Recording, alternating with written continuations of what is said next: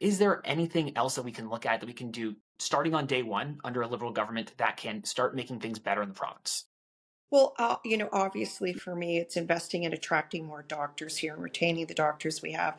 But I just want to say that nobody asked me to ensure that there was a six pack there for them when they were filling up their gas in their car. Right? They've asked me to get them a family doctor. Everyone asked me, "Do you know anyone who might be registering a new doctor?" That's the number one asks. And Bonnie, why do we have to wait in our hospital so long? Well, that's easy because you don't have a family doctor who you would normally go to for the so you're going for non-critical, non-emergency issues right into the ER because you don't have a choice. Doug Ford was blaming people.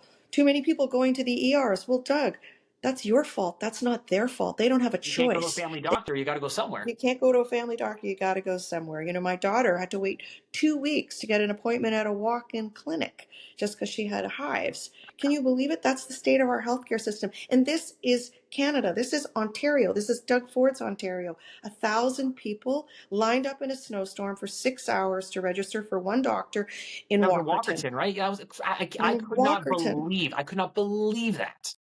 I Absolutely know, it's insane. shocking. That's Doug Ford's Ontario, where you prioritize the sale of beer and wine and big box companies over healthcare and tax cuts. It's abysmal for me. And when you look at the waste, the 2 billion that went into the beer and wine, we called it the booze doggle.